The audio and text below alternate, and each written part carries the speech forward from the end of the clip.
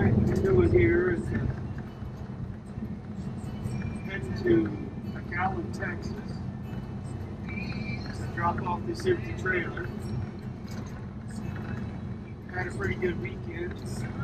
Stopped in, got to see a buddy I hadn't seen in a lot of years. Really enjoyed time up there in Brentwood, California. Yeah, really got to see my buddy up there. Got to meet some of his friends up there. Really nice group of guys. Really appreciate having friends across the country. You know, that's a lot. That's really a big blessing. Out here on the road, driving places, get to see people, reconnect. Doesn't always work out timing wise. Sometimes it's difficult to prioritize the job, get this truck and this materials and loads where they need to be as quickly as they need to be. I do push pretty hard.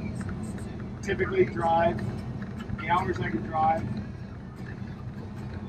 I don't always run 11 hours a day, but sometimes I take the breaks, stop, check things. As soon as my 10 hours break time is up, if I've gotten good rest, I try to get up and get rolling again. This weekend was a little different. I wasn't far from a good friend's house. I was able to stop for the weekend, and so just planning to do a 10-hour break. Parked over near his house in a spot that a family friend had that let me park there in front of the house. So I did that. Got up and went around, ended up with an ear infection. Started out sometime last week. Well, that really hurt Saturday morning when I woke up. Looked around, got a hold of local urgent care, got in there pretty quick. I had sent a prescription over. Yeah, it was definitely an ear infection in my left ear, and the right ear's got a little bit. But the doctor went ahead and gave me a prescription for an antibiotic to take for 7 days, and allowed for the additional 3 days, so a 10-day script, just in case it wasn't cleared up in the first 7. Also prescribed I don't know, some kind of a booster, steroid, not prednisone. I did another one anyway. And so I should be able to knock this ear infection out. It's not debilitating. It's just really uncomfortable. We're gonna make it on through this. Trying to see if it works out that I can stop off and see another buddy out in Las Cruces, New Mexico, as I'm on the next second cross. Got to skirt around the north side of LA. It's a Sunday afternoon. I might just roll on through there, but I expect LA to be chaotic any day of the week. So we're just gonna flip off across the north side, head over to Bakersfield to Barstow, and then we'll drop on south from there. The way I've got it planned out, I should be shut down by probably 2 or 3 o'clock this afternoon. I still got time on my clock. But I may adjust that a little bit when we get to Barstow and see what options I have for a place to stop after that. It might work out to where I can see my buddy down there in Las Cruces. We'll see.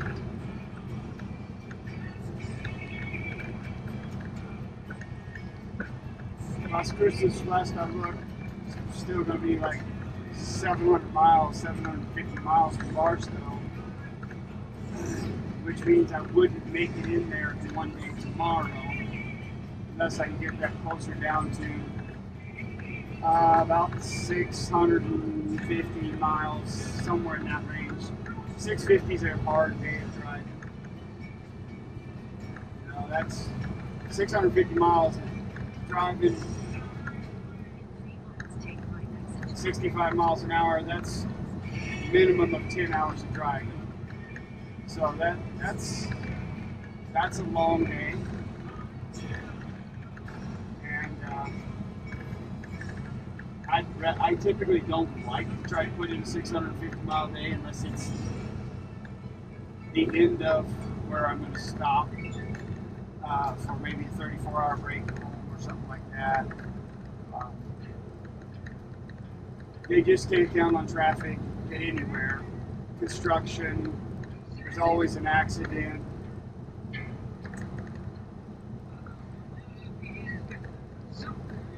And we're still crossing California, so speed limit's only 55 in California, so that technically means California's 550 miles in a day at 10 hours.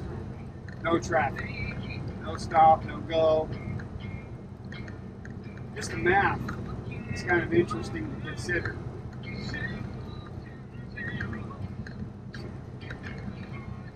I really do like this job, and I really appreciate Maverick as a company to work for.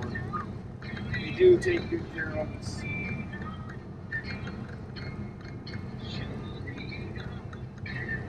And let us be responsible for where we are, when we are, how we run the truck.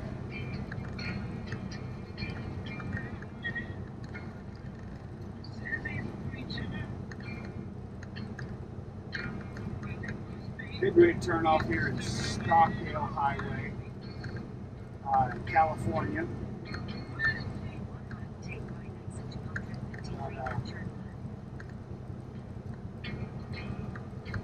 Cut across here to keep us out of LA. But we are going to head over to the streets of Bakersfield. There's a song in there somewhere, I think.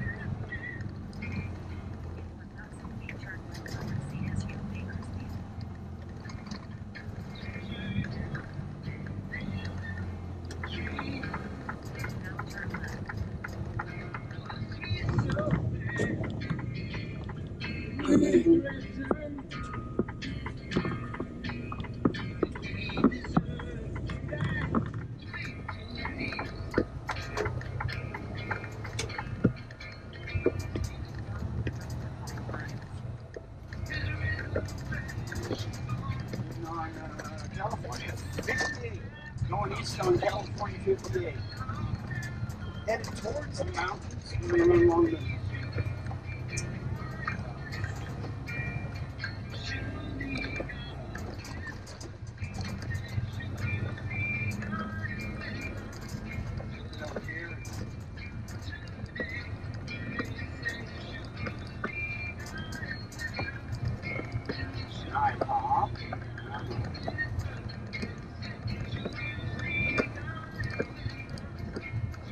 decent looking truck stops along here on the 5. I didn't come up the 5 to get up to Dixon and Madera.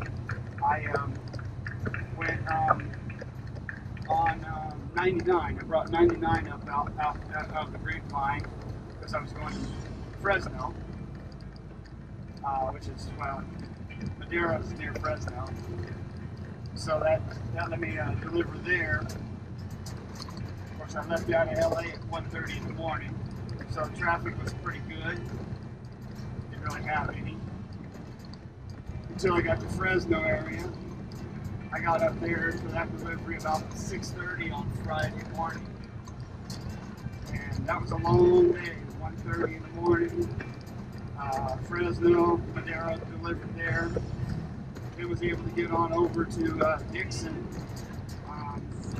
Got there before 1 o'clock in the afternoon. Was able to unload that last boat up there. And pretty much ran out of time, and that's why it worked out to stay at my buddy's house. And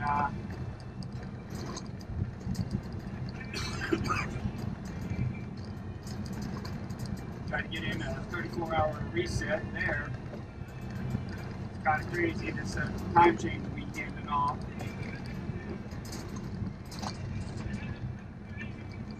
Got up this morning, got rolling this morning.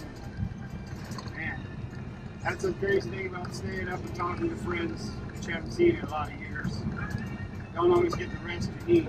So this day's been a little bit, it's been a dragging day. Got down the road, filled up the truck, got me some breakfast, had to have some food to take my medication this morning. Got down the road another half an hour and just said, still not rested up enough for a good solid driving day. So I pulled off Rotten Robbie truck stop somewhere, Patterson, California, I think it was. Neat little place, little bitty, pretty good parking. Said, you know what? It's tired. I need a nap. We're just gonna set the alarm and take us a 2.5 hour nap or so and see how we feel after that. Not too bad. Woke up. Wasn't sure I was quite ready.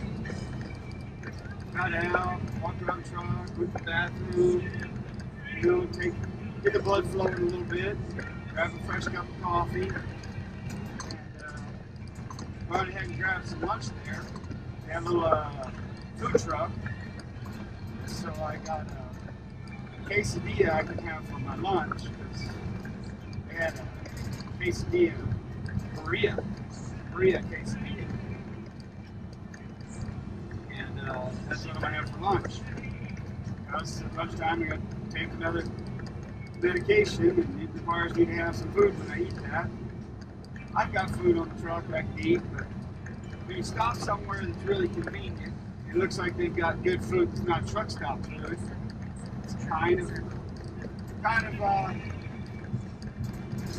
nice to be able to grab something a little bit different, something I don't have to make, but it's been made. It's not fast food.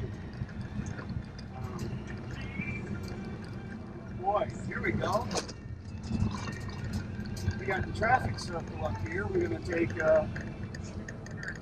second exit at the traffic circle.